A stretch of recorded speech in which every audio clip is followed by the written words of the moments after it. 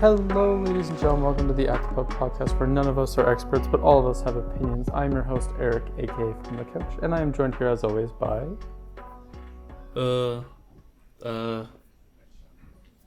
You think you're struggling to think of your name? Yeah, I forget. Damn, that's true. There's been a lot happening, so it's okay. You know, we all forget things. Before I forget something, I wanted to mention this. Some big news at the Pub Studios. We are officially on Spotify now. So if you're looking to listen to us on the go or whatever, we would really appreciate if you go in there, give us a download. All the episodes should be up there by now. And this episode will come out at the same time on YouTube and Spotify. So check us out on there, and we're thriving. We're going to work on getting this on other platforms too, but as of right now, just Spotify and YouTube. But that's a step up. And also, we got to address the elephant in the room. We have some champions to discuss. There's two right now, the two big ones. The biggest one, obviously, I've had time to reflect. I've had time to heal. And the Panthers are the 2024 Stanley Cup champions. Man, there's a lot to say, I guess. Seb, I'll let you go ahead, because you, I'm sure, have some thoughts. Crazy enough, I don't really. Really? I just think the Panthers, they deserve to win. I don't know. You look back on the whole run, and it's like, yeah, they kind of deserve to win. So, I don't know. I'll pass it back to you. Yeah, I mean, it got to a point where both teams kind of deserve to win, in my eyes. I think,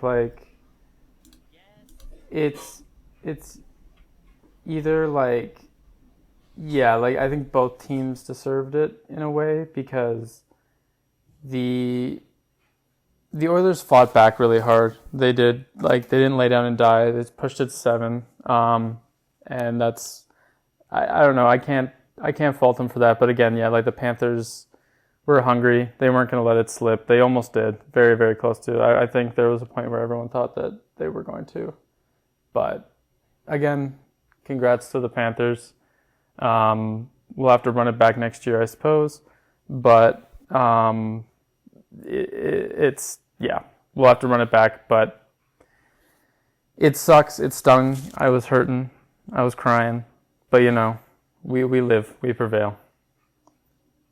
But something I'm a little more happy about is the Hershey Bears are actually the Calder Cup champions. That was pretty awesome to see. That was a really fun game. I was part of me was rooting for the Firebirds, but, the Hershey Bears is a dynasty, so you can't really fault the dynasty. Yeah, they just treat the AHL like it's the NHL and go for championships. Yeah. But respect. Coachella Valley, that sucks. You go 2 years in a row and you lose in the finals to the same guys. Yeah. That's kind of hurt. But they had CV had a good run. Good for them for brand new AHL team 2 years in a row going to the finals. Yeah, no, they're crazy. They're really fun to watch. I missed the majority of the games, but I've watched the highlights on pretty much all the games. And Shane Wright's nasty. Yeah. Shane Wright's downright nasty. That guy is, for all the shit he got and has gotten, if you watch him play in Coachella Valley, that's the exact guy they drafted him to be. Yeah. He looks like he's back playing at Kingston. He's ridiculously good. Oh, yeah. He's going to be a monster in the NHL next year. Yeah, I hope so. His first year wasn't ideal. I think he was struggling to adapt to the show. But I think... Yeah, and there was that weird thing where they couldn't send him to the AHL because of the CHL rules. But last year he was finally able to play a full season in the AHL. And he's really good. And I imagine he's going to start in the NHL next year. Yeah, and I remember thinking during that time with him, when it was he was in that kind of weird limbo where he couldn't get sent down to the AHL again. I remember just watching him think, he's really good. He has a lot of promise, but he just needs more development. He needs to go down and kind of get his toes or his feet wet a little more, and then come back, and then I think he can really perform. I think with the expectations on him, especially because there was a lot of buzz around him at the time, Yeah. A lot of people were calling him a bust, which I think is way too early to tell that. But it's too early. Usually about like 5 years after a draft is when you can kind of, and even then it's tough because I think about like the 2019 draft was 5 years ago, right? There's still a lot of guys from the 2019 draft that we really don't know about. Like, I think honestly, it's really hard to judge a draft until like almost a decade later. Yeah. Just because guys develop so differently now, but.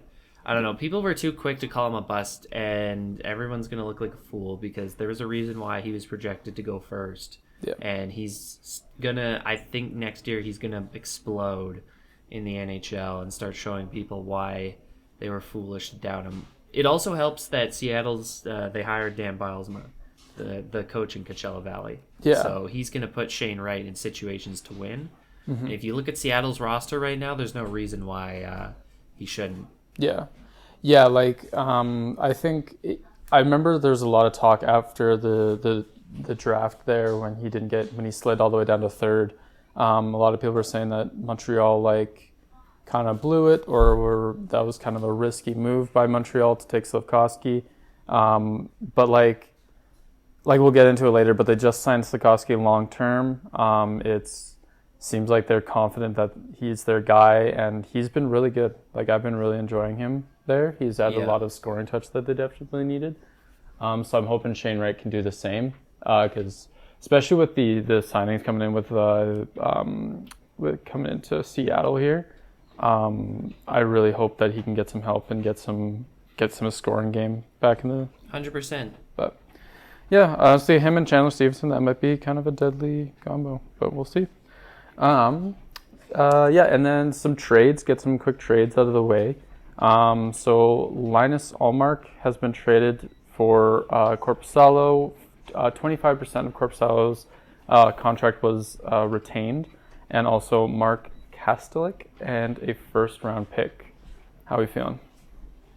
I like it for Ottawa. I like getting out of Korpisalo. To me, honestly, it doesn't really matter. It's the first that you got back in the DeBrincat trade.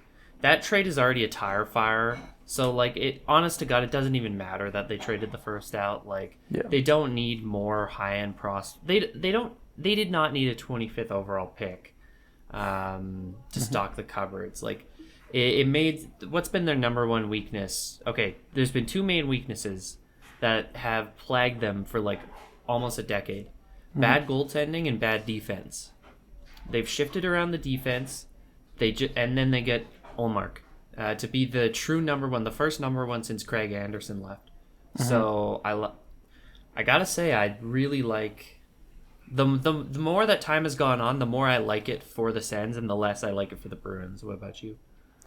Yeah, I think the Sens are happy. I think Korpisalo, I do like Korpisalo as a goaltender. I don't think he can replace Ullmark. I don't think that they were looking to fully replace Ullmark. I think at the end of the day, they were looking at this more of a loss on the backup position. But it was kind of the worst kept secret in hockey that they were not going to be able to keep Ullmark and Swayman, and that they were definitely going with Swayman. I think that's the right call. I think I would go with Swayman as well. He's just been playing fantastic. And it sucks to break up the goalie hug, but at the end of the day, you can't afford both. Like, you can only have... Like, him and Ullmark were definitely the best goalie tandem in the league, bar none. But that comes at a cost with you can't afford both in the salary cap era. You know, like, you can't have... It's great to have it, and obviously if there was no cap, that they would absolutely keep them long term. But you got to kind of face the numbers at some point, and I think with 25% retained on Korpisalo, I think that's pretty much what they had to do. And I know Ottawa's happy to rid that Korpisalo contract, even if they are retaining some of it. I think they're okay with that at the end of the day. I would take that too. Yeah, I agree. But, and also some more terribly kept secrets. The trade that everyone's been saying is going to happen for like over a year now, I guess. Question mark? Yeah. Jacob Markstrom is finally a New Jersey Devil. And the return that Calgary got for him was a defenseman, Kevin Ball, and a 2025 first round pick. As a Flames fan, are you happy? You sad? How are we feeling? Happy. I'm happy. Man, you get a first round pick, and I mean, the more I think about Ball, he's a 23-year-old. He's only played third pairing minutes, and he's only played one season in the NHL. It's clear that the organization sees something massive in him. Even if he's just a career third liner, he has a very similar profile to Zadorov, which is kind of funny. I don't know, that first round pick intrigues me because Markstrom's 34. He's injury prone, and we saw what happened in New Jersey this year when the goaltending crumbled. Like, Jake Allen alone, if Markstrom gets hurt again, which it's very likely that he will because he typically has one bad season and one good season. Last season can be considered his good season because the year prior was the Daryl Sutter tire fire. So there's a high likelihood that they draft around the 10th overall pick. And if you're the Flames, nothing would make me happier than New Jersey finishing like 11th or 12th, and then the Flames get a top 10 pick and another pick in the top 15. So I'm cool with it. It gives Wolf the playing time. He's going to be the new starter, which is exactly what they should. I don't know. This whole thing is like, I'm just glad they finally did it. And I'm glad that the return is what it is because I don't think it could have been better. Are they bumping Wolf up right to the starter? Or are they going to get Vlad to be? Yes. Craig Commer's talked a decent bit over the past 2 weeks about the plan, and they very much want to give Wolf the reins. He's going to split time with Vladar, obviously. They're going to be kind of a 1A, 1B. But they want Wolf to be the 1A and take the opportunity. However, you know, if shit goes wrong and maybe he needs to go back down to the minors for a month or two, that's okay. But they're fully rolling under the impression that they want him to be the starter, which I agree with. Yeah. That I think could work. I'm excited to see Wolf in the starting position. He had his struggles with a few appearances he made, but the defense also sucked. True. The defense was horrid. And we just got not to put the cart before the horse, but we did get a pretty good defenseman coming down. Very good defenseman who will be playing in a couple years. So I say let Wolf struggle now because he's only going to get better over time, and then you time that up with the prospects coming up. Very true. Very, very true. So I want to talk about this PLD trade as well. I think it wouldn't be an episode if we didn't discuss Dubois at least a little bit. So he got traded to Washington for a 1-for-1 for Darcy Kemper. This is one of those rare trades that happen every so often that I think there is no winner at the end of the day. I think it was, from everything I was hearing, it was a lot of Washington needed a car and LA needed a truck. Washington had a truck and LA had a car, if that makes sense. Like they had very specific needs that they needed, and then they just switched them. Because I think, I don't know, like Dubois, I know that LA is very happy to get rid of that Dubois contract, and I know Kemper can be their starter. I don't know if I haven't read if they're necessarily planning on making him their starter.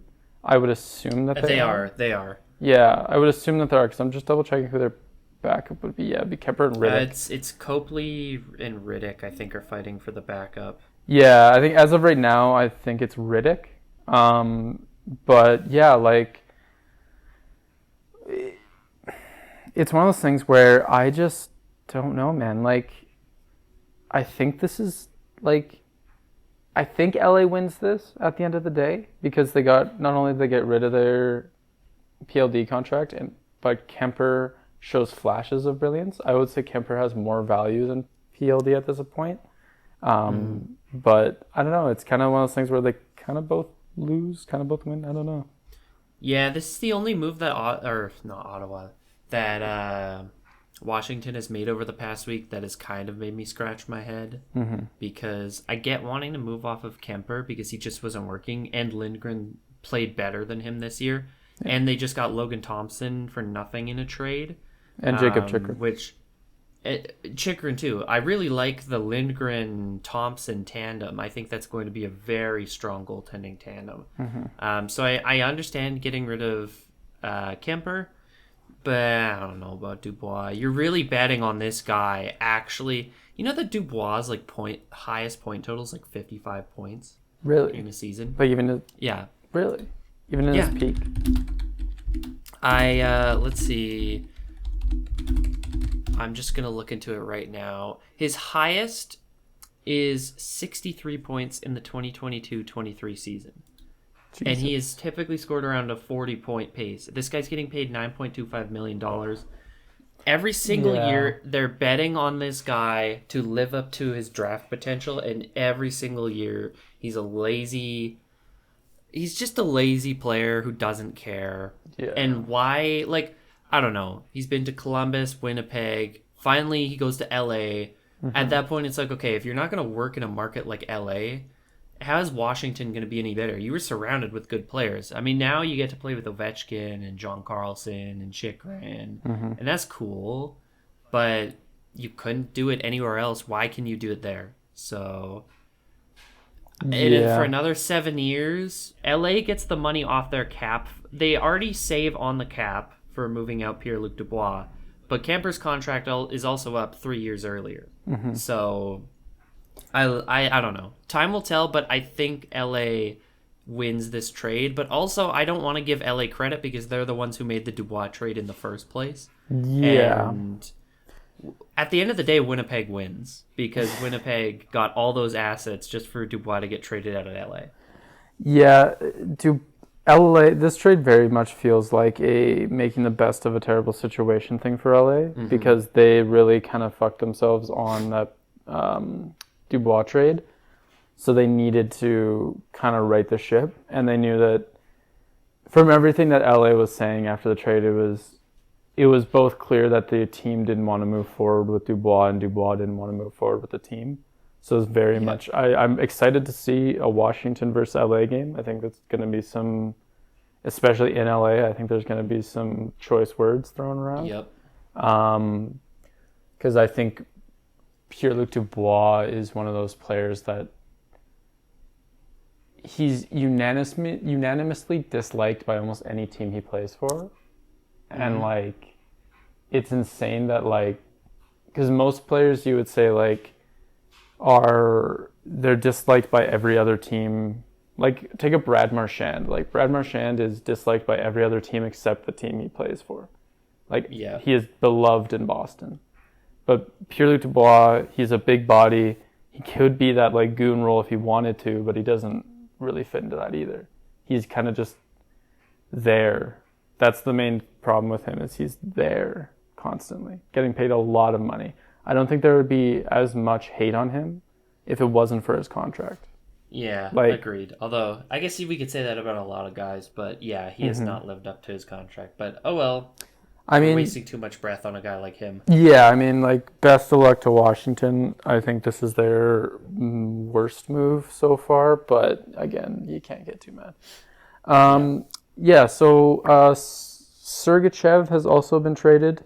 He is now a member of the Utah Hockey Club, and he was traded for Connor Geekie, JJ Moser, and a 2025 second round pick. And pick 177 in this year's draft. Let me double check who that came out to be. While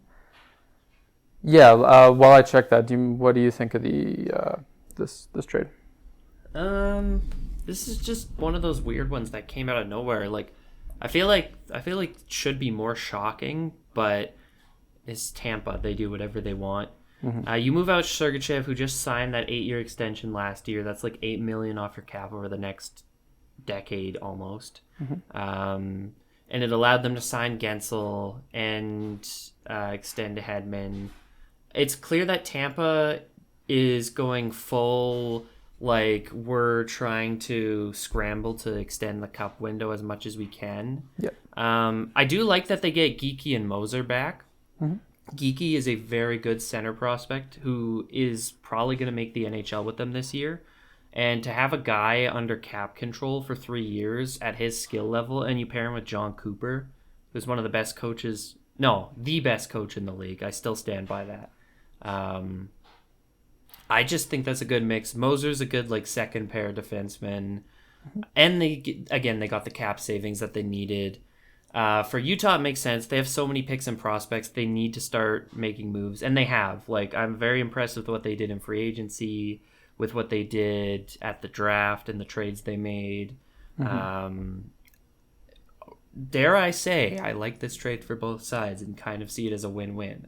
Yep. Gives Utah the ammo they need to start being competitive, and Tampa clearly said, you know what? We don't need Sergachev. I also wonder if there's concern on Tampa's side about how healthy he'll be after that really bad knee injury last year, if you remember. Yeah, I was going to say. He was out like the whole year. That knee one injuries stung. you do not screw around with. Yeah, that one was kind of heartbreaking because he was out for the almost first half of the entire season.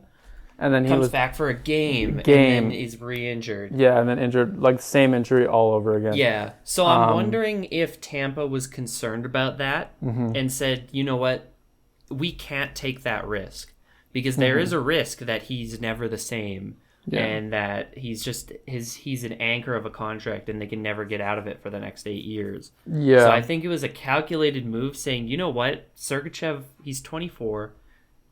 At his peak, he's an amazing number one defenseman. But we see a situation here where we can clear out that cap and make other moves, get younger, and extend the window. Yeah. I like this deal for both teams. I hope for Utah's sake that Sergachev is healthy and gets back to his potential because, wow, what a move if that's the case in terms of they now have a true franchise number one D-man. Yeah. And for the record, I just found this. Philadelphia Flyers traded that 177th pick to the Flames, which turned... Right. Yeah, and then the Flames turned that into Eric Jameson at 177th overall. So... Out of the Everett Silvertips. Yeah, yep. He's a pretty good defenseman. So, I mean, yeah. I think it worked out for both teams. I think both teams are happy to see it happen. So I think... Trade Sergachev. Yeah, I think Sergachev is one of those names that needed to kind of... There was a lot of questions about him due to the injuries. I think there was a lot of... Are Tampa, worth the risk? Is it worth the risk with Tampa? Because when he's healthy and when he's playing well, he is a very, very good player. He is really, really strong. But... Again, if he's injured all the time and how much he's being paid, I think you can't build a roster. Yeah, exactly. An $8 million player being injured half especially the time. If you need to sign Hedman, which just went through. So I think and Gensel. Yeah. So I think this was the start of them making some room for some bigger names. And I mean, Tampa, you look back at their history, they play it very safe for the most part. When it comes to things like these, like when they traded Duran for Sergachev, they were like, no, Duran's not going to reach the peak that we drafted him for. Let's sell the idea and get Sergachev in. In a way, they're doing the same thing. They do not... they let Stamkos go because they didn't think he was worth being paid $8 million a year at 35 years old. And I don't necessarily blame them. Yeah. They're very logical. They don't act on emotion. They look at the facts and say, how is this going to position us to win? And if it's a net positive, they make the tough move. So I like it for them. Yeah, I was going to say, they aren't afraid to kind of make those tough decisions if it benefits them in the long run. They're kind of like Vegas in a way. I would say they're a little less heartless than Vegas. Yep. Agreed. But they aren't afraid to make those tough calls. And I think we've seen that in the spades just in a few days of this offseason. So that is kind of with the talks of the picks and stuff. I think it's about time that we take a little look at the draft this year. came in at 4.5 hours long,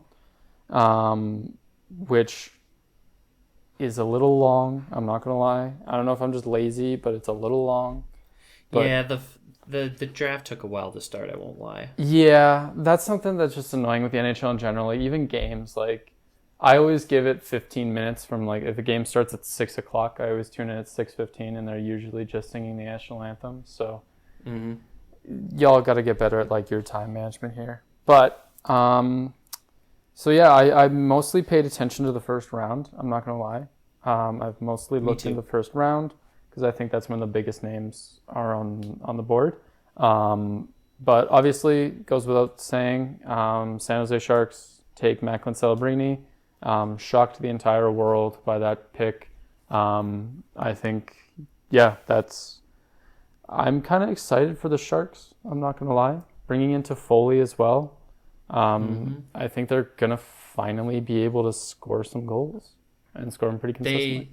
They had a really good draft. They got Sam Dickinson at pick 11, who's going to be their number one D-man of the future. Yep. Very responsible D-man. He's got good offensive upside, but really good defensive game.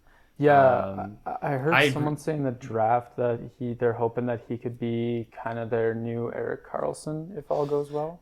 I think he profiles less like Erik Karlsson and more, I don't know, he's more like a Chris Letang, really strong number one D-man, puts up, like a solid like 50, 60 points every year, but you would never trade him in like he is your number one guy. You would never think about him not being your number one. I think the only D-man to me in the top that has that Erik Karlsson potential, good segue, is Zane Parekh, Saginaw Spirit, now member of the Calgary Flames. Yeah, he is. One look at his skating, and it's 1-1. You see prime Erik Karlsson, his strides. It's the way he glides. Only guys like McDavid and Karlsson and the elite skaters in the league can glide like him. It's almost like I'm watching a figure skater. When watching his highlights, and it leads to him being so good at offense, but also defense, because he's able to move how a majority of guys can't, and there's a reason why he was the number one scoring CHL defenseman this past year. Yep. So he had 96 points in 66 games with the Saginaw Spirit last year. Memorial Cup champions too. Yep, and he helped lead the way to the championship. Him, Celebrini, and what was the other guy? Aginla. Those three are the ones that I'm going to be watching the closest. I think, like, for Celebrini, obvious reasons. Aginla, I'm very much watching because he went from, like, oh, look, Aginla's son is probably going to get drafted. People are saying, like, at the beginning, maybe like second round, maybe final few picks of the first round, maybe, and then he just kept climbing the draft order. Like, he just kept impressing scout after scout. I know Flames fans are probably heartbroken that they didn't get to draft him, but I think you got a nice consolation prize in Zane. Honestly, I'm not even sad about it because to me, I wanted a D-man more. You need a D-man. No offense to Tej, because he's an amazing, amazing winger. But the Flames have too many wing prospects for my liking. And to me, it was get a center or get a number one D-man. And Parekh is also a right-hand defenseman, which is a rare commodity in this league. So to get a guy of his skill on the right side is insane. For me, like when the pick was announced live, we were sitting around and I heard Saginaw Spirit and I just jumped out of my chair because I was so happy that they didn't reach on a pick. It was best player available at that spot. Yeah. So I'm really, really, really, like, I cannot explain how happy I am that they made the right choice. Overall, I do think the whole, like, not even just the Flames, I think the 24 draft as a whole was a lot better than people initially gave it credit for going into it. I think there was a lot more talent. I think a lot of teams made really good picks in the top 20. The only guy I would really consider a hard reach was Seneca at 3. I was about to I say. really don't like Seneca at 3. I didn't even like Seneca in the top 15. Yeah. That's the only pick where I'm like, why would you do that? Every other pick, I'm like, man, I like all of these picks. I was gonna say, like, if we kind of have to just talk about a little bit the planets aligning in a way to get Zane down to ninth, because I was almost convinced that he wouldn't even drop that far. I thought he was gonna go to Ottawa at 7, but they took Yakimchuk instead, which so good first, pick, but Parekh is definitely better. Yeah, exactly. So like, Seneki at 3rd, he was mostly projected to go top 15 or late top 15. So that, like, he was more surprised. No shade to the kid, but like, I think he was more surprised than anyone. His reaction's priceless. Yeah. Could either be a really, really bad decision or a very, very good decision, depending on how he plays. I know Anaheim's in the market for a consistent right shot winger, but that's really high. Like, that's really high. I just don't know. Like, I get that they wanted him and they didn't have a pick for a while. He definitely would have gone if they didn't pick him 3rd. Because their next pick wouldn't have been till 23. Yeah. But still, I just feel like you could have traded down. Yeah. Even Ivan Demidov would have been a more... Oh, Demidov there would have been so good. You pair him with Leo Carlson. Yeah. Habs got a steal at 5 as far as I'm concerned. I was going to say, the second best forward in this draft. Yeah. Celebrini. I would say Habs fans, Sharks fans, Flames fans, and what are the other ones? Honestly, Jackets fans should be pretty happy. Like, this is a pretty good draft for those teams. Yeah. I'd say most teams had a very good draft. Especially the ones in the top 15. Again, my only head scratcher is Anaheim taking Seneki at 3, because to me, I take Demidov there, and you now have franchise winger, franchise center, franchise number 1 D-man. Go get yourself a goalie, and your future's set. Yeah. I think Seneki, they're betting that he's going to become a Matthew Tkachuk. Yeah. But if I'm making that pick, I'm not trying to bet on that. I'm trying to take the guy who shows me already that he will be that. Yeah. So if it works, hey, they'll look like geniuses, but that's the issue with reaches.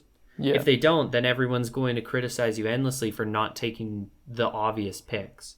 Yep. So I don't know. For me, I'm not a fan of the Seneki pick, but otherwise I think everyone deserves a pat on their back for the drafts that everyone had.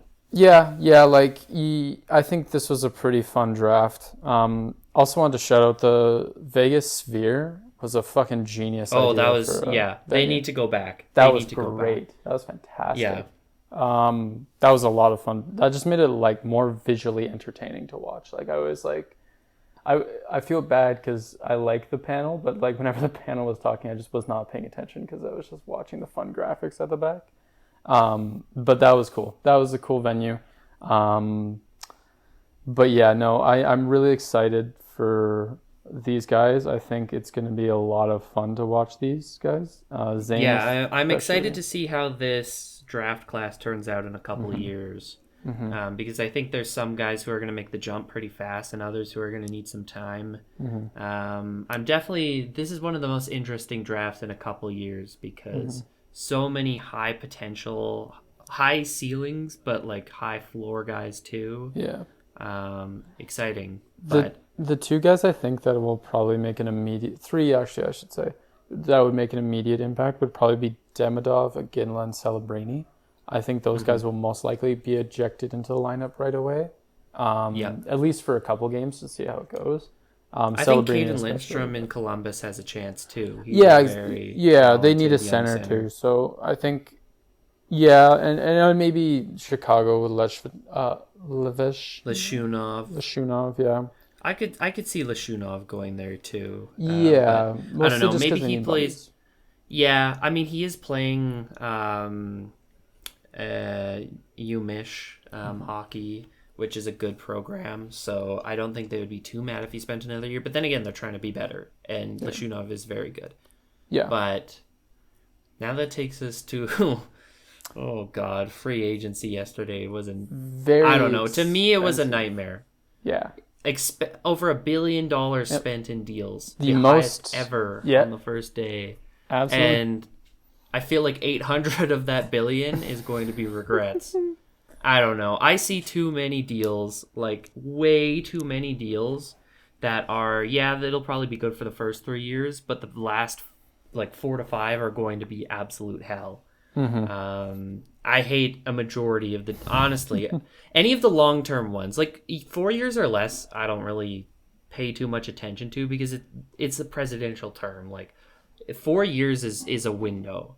So I don't put too much stock. Like Stamkos 8x4, I don't hate for Nashville because I don't know. It's only 4 years and they have the cap to do it. It's not like you're signing him to an 8x8 at 35. I was going to say that one's by far the most forgivable to me because he's a big name and they do need a all-star kind of center. They're going for a cup. Yeah. He is one of those things where it's kind of, I don't know, he was kind of exactly what they needed right now because that's kind of what they were missing was that first line center goal scorer that can just pin it.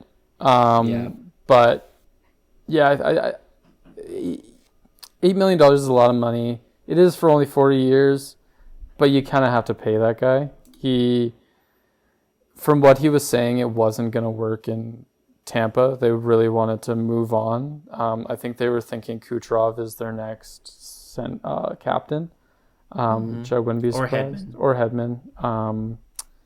So I can see it from kind of both points of view. I can see why Stamkos would be frustrated with that because he's been there for so long. But I also see why Tampa would want to move on because they have so many good prospects and they needed to move money and I think their priorities were elsewhere. It kind of goes back to what we were saying where they're not afraid to make tough choices. No, I agree. I think both teams are happy about it for the most part. This free agency, like there was kind of a joke going around before it that was like, oh, cap's going up, but GMs are going to spend right to it. Like they're not going to be afraid to give out shitty deals. They were not afraid to give out shitty deals. Yeah, no, like, that was I don't know. For me, my least favorite deals of the day were Chandler Stevenson at $6 million for 7 years. Not that I hate the $6 million, but for 7 years for a 31-year-old, that is quite a long time. A guy who really only found his stride in Vegas playing with their top line. I hate that deal. It might be good for 2 to 3 years, but I hate that deal for 7 years. I hate Brandon Montour for 7 years. You look at the guy's point totals. He has had one good season in his career, and that was 2 seasons ago. He's 30, injury prone, 7x7. Ouch. Sean Monahan at $5.5 million for 5 years. That's another LTIR retire contract. Chris Tanev at $4 million for 6 years. I love Chris Tanev, but I don't love it for 6 years as a 34-year-old. I don't know. That's just for me move, too honestly. much term being given out to guys in their 30s. And especially for teams trying to compete, like even Nashville. So they go get Stamkos. I actually like Marchessault on the 5x5. Out of all of the longer term deals signed, that might be one of my favorites. I guess I could qualify Sam Reinhart as a free agent deal because they got it done like a minute before midnight. And for $8 million for 8 years, you take that any day of the week for Sam Reinhart. That's a steal. I don't know. Brady Shea signed that 7x7. I don't like that deal either. Just some nasty contracts that are really like I'm amazed they're going to get bought out. Elias Lindholm at 7x7. Oh God! Oh, I tried to forget about that. Yeah. And then you mentioned it.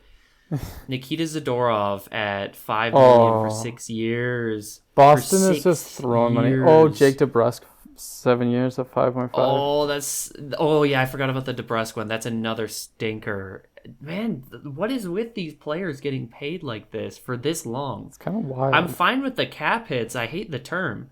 Like, if Nikita Zadorov was at that for like 2 years, I'd be like, whatever. Yeah. If Elias Lindholm was at that for like 4 years, I'd be like, whatever. If DeBrusk was at that for like 4 years, I'd be like, whatever. The fact that they're long-term, 7-year deals, dear Lord, these contracts are going to age like milk. I think part of it is GMs are seeing like such big names coming down the pipeline soon, like Draisaitl, Crosby, are all going to be free agents next season. And I think they're genuinely just like kind of scared. Like I think they're just scared to like let their big names walk like that. So if they're gonna sign someone, fair. They want to sign them long term. Like they want to not have to worry about that. Yeah, I guess the worry is that guys like Draisaitl and McDavid are gonna reset the market. Yeah. And when they do, it's going to completely break contracts. Like you think about the guys who are up. Again, you mentioned Draisaitl, McDavid, Crosby, Marner's up. Tavares is going to be up soon. Victor Hedman just signed his deal, so no longer him. I'm trying to think of other guys who have like big contracts coming up. Eichel's coming up in a year. Yeah. That's a huge one. Gosh, I'm trying to think about who else is coming up. Jarvis is coming up. That's going to be a big one. Robertson and Ottinger are coming up. Those are going to be huge. Yeah. Bouchard is going to be massive when he's ready to extend. Just some like Goliath deals. So I kind of get that line of thinking. Is get like it might seem like an overpay now, but in a couple of years when these guys are completely resetting the market, regardless of if it's fair for players of their tier or not, you wanna get out of. Are ahead of those deals. So yeah, like I totally see where they're all coming from with this, but again, like you're saying, it is a long time for a lot of these guys, and it is I would say a lot of these are fair money wise. I would say a lot of these are fair. I think like the only one that really stands out to me as an overpay, I would say, honestly is probably Matt Dumba at $3.7 million. Oh, that's a head scratcher contract. That's a lot of money. Lyubushkin at 3.25 for 2 years as well is just yikes. It's only 2 years, but 3.7 million is a lot of money. And Lyubushkin and Dumba for their cap hits for the Stars who need cap space. I don't know. I just don't know. Yeah. But I do want to shout out, like, these are gonna suck. I don't want to be overly negative because there are a lot of great signings as well. I think some teams have done really well. Specifically, like we mentioned before, I think the Sharks have done really well quietly. Yep, like that Toffoli deal. Toffoli and Weinberg, they just signed him to a 2x5. Pretty good. I think it was another one. I can't find it, but the Sharks have been doing really well. The Oilers, honestly, have been doing really well. Mm-hmm. Just signed Jeff Skinner. Like that Arvidsson deal. And Skinner on a 1 year at $3 million is a really good bet. Yeah. Just don't be pissed when he doesn't play defense, but that's okay. Fine. They'll score 1 million goals. So exactly. And we got the Janmark deal done. We got the Corey Perry deal done. We got rid of the Jack Campbell contract. We got Henrique done. Stetcher done. I'm happy. Like, I'm honestly happy. Like, Vincent Darnay is gone. That sucks because he was a pretty good shutdown defenseman. We also lost Fogle, which sucks as well because he really kind of went off in the final. But again, he was actually asking for a 3x3.5, and that's a little steep for me. I think maybe a 2x2 is good for me, but he signed with he's a trader, so he signed with LA. So good on him, I guess. I hope he does well. But yeah, I think the Oilers they were good because they didn't sign stupid contracts. They just signed smart deals, short-term deals, not too much risk. I like what the Flames did as well. I like what Carolina did too, getting Sean Walker Eric Robinson.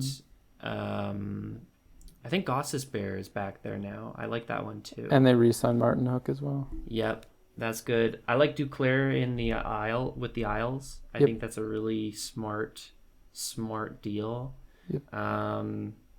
Yeah, I don't know. I like a lot of the teams that sign the shorter term deals. I think most of the teams that sign the shorter term deals are gonna walk away pretty happy. Yeah. I don't know. I feel like this whole class is just gonna age like milk. A majority of these contracts are going to suck in a couple of years, and oh well. All of these teams are full sending for cups now, which is kind of exciting because you think about how many teams sign deals like these to try and be competitive. Like a lot of teams are really trying to push next year, and I think next year is going to be. I think it's going to be a pretty cutthroat year. So yeah, this was kind of a taste. Like I love free agency season; it's so much fun. But like I really think next year is going to be the biggest one in our lifetimes, at least so far. Because there are some massive names coming down the pipeline. And I think the one that I'm obviously most concerned about is Draisaitl. I have no worries that he's not going to resign. I'm just worried about how long and how much money. Yeah, I agree. I do, like, a lot of people are saying, like, after that quote came out in the presser, about him saying, like, I think a reporter asked him, like, what do you think about your future with the Oilers, like, after the loss? And he was just saying, he kind of had a vague answer, which was basically just like, I have to discuss with my agent and the team and see what we want. I think a lot of people have taken that quote and ran with it, like kind of neglecting the fact that a few seconds later in that same question, he said he loved being an Oiler more than anything. But hey, let's all just run with the rumors. It's fun. But I have no doubts that he'll get a contract with the Oilers. I think I hope he'll resign. But again, only time will tell. The one that I really am curious about and really would love to have been the meeting for is Jack Campbell, 1 year at league minimum, 7.75. At least they can bury it in the AHL if need be. But that's a pure, like, we're betting on this guy bouncing back. Yeah. Cheap cap hit. I will say I do kind of like the Cam Talbot deal in Detroit. Detroit made Talbot some did pretty play good moves. really good for the most part last year. He did kind of fall off towards the end, but they still need to make some moves on defense. But I don't know. This is setting up to be a pretty massive summer. There's a lot of teams that need to make trades because they're way too either above or close to the cap. So yeah, like who would you say has improved the most? Because I have an answer. Nashville. No question. Yep. No question to me. Answer. You get Stamkos, you get Shea, you get Marchessault, you re-sign Saros. There's no question that Nashville's the most improved team. And I like all of those contracts except the back years of Shea's, but you take it for now because this is clearly them saying, no, we're going for the cup now. Screw the rebuild. Which I can kind of respect because they're in a position to do it with the roster they already had. So... yeah. I think Nashville's the most improved. I would say team that has gotten far worse off is either Toronto or Boston, but that's their loss. I would definitely say Boston, just because of how long they have those contracts on now. Yeah. Like, I would be fine if it was just like a couple years with Lindholm again, like we were saying. Like if it was just like a 2 to 4 year. Fine, whatever. That's not going to be too big of an issue long term. But again, like they just really like pushed it. I would say, unfortunately, the team that I think has improved the most is probably Chicago. I agree. They like big names coming down there. Alec Martinez, Timo Teravainen, Tyler Bertuzzi, Brossoit. And with their new draft pick, if he pops off, like them playing with Bedard, that's going to be really fucking annoying. Yeah, and it's clear that they want to improve next year. They don't want to be picking in the bottom 5 again. And fair enough, you have the prospect pool to start getting better. Yeah, and TJ Brody, so they made some good signings. We'll see how they pay off. They could still be a garbage team again next year. But Oh, I think totally. with the coaching and Luke Richardson, I like Luke Richardson as a coach, and I think he's already been doing so good with a terrible roster that I can only imagine how good he's going to do with a good one. So, yeah, I Yeah. agree. Yeah, I think definitely going to be interesting. I'm just seeing here Nate Schmidt also signed a 1 year, $800,000 contract with the Panthers. So that's a little more what he's kind of worth in my eyes a little bit. Yeah. He really struggled the last few years, but I think if he's playing with the Panthers offense, I think he could be pretty effective. I wanted to get your opinion on the Pavel Buchnevich contract. 6 years, $8 million AAV. What's your... Yeah, I like it for what he's worth. He gets injured a decent bit, which you could probably be a little concerned about, but I think for what he's worth, yeah.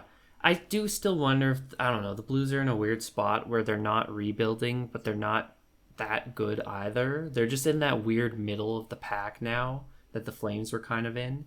And I feel like they should have sold high on Buchnevich and traded him for like multiple firsts and other prospects, but maybe the market wasn't there. I don't know, but Yeah, like it's funny. A lot of these trades have turned out to a lot of these signings have turned out to just kind of be trades and anything else but name.